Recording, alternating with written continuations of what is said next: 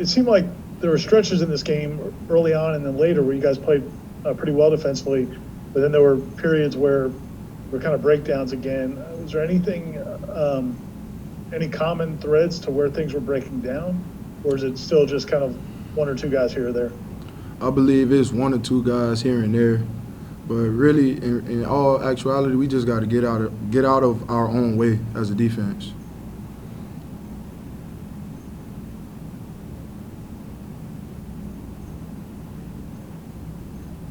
There was one point that the fumble happened and it was, all right, I don't even know, no, they called it an incompletion, but it looked like a fumble and you're on the sideline and you're like, go get the ball, go get the ball, go get the ball.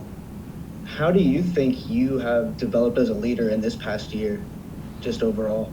Well, I feel like I've developed by trying to lead by example, and like as far as like on the field and off the field and stuff, like stuff in the classroom, and just trying to do the right thing all the time. That's how I feel like I have developed as a leader.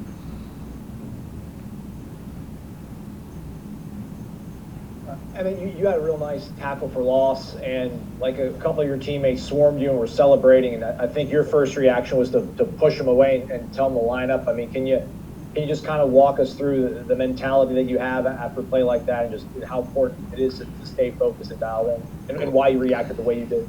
Oh, usually we celebrate together and everything, but like specifically this team, they would tempo on us. And I know that was a big play and everything, but I think that was like first and second down. We still had work to do to get off the field. So that's why I was focused on telling everybody to line up, because the tempo that NC State was giving us early in the game.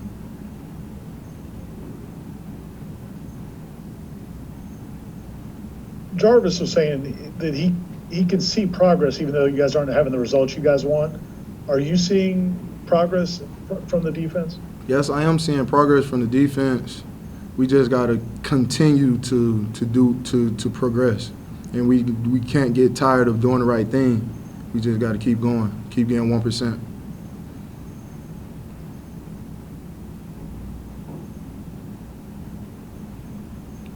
And earlier in the week, Coach Norvell talked about how some of the upperclassmen, guys that might be out of eligibility, but this year doesn't count towards eligibility. They've already reached out to him and talked about coming back in 2021. I don't know if that's a conversation you've had with Coach Norvell, or do you feel the motivation and sort of the confidence of where things are going to want to stick around, or have you not made that sort of decision yet? Well, that decision still is up in the air, because I'm not really trying to focus on next year. I'm trying to focus on this year and finishing out strong.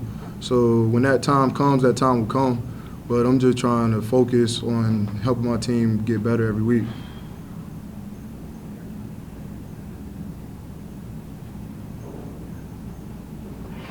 How did the team handle the news in the middle of the week with, a couple guys having their seasons being over and a couple guys leaving the team? What did you see from the team on Thursday and then Friday leading into this game? How did they handle all that? We handled it well. Like, just because somebody opts out or their season is over, that doesn't mean like that's the end of the world. At the end of the day, we got a job to do, and it's the next man up. Like, we're gonna miss those guys, and of course, but at the end of the day, it's the next man up. We got a job to do. All right, last one's going to Bob Ferrante. Hey, Emmett, what did Hamps's return mean tonight, and what can it mean, down the road here these last 3 games? Well, Hamps's return meant a lot, because we know we just getting one of our better playmakers back on the field, and also we know what he's been through. We know like the journey he's been on, that injury, that rehab, all the work he's been putting in, and it's finally getting to pay off because now he gets to play. So that was just great having him back.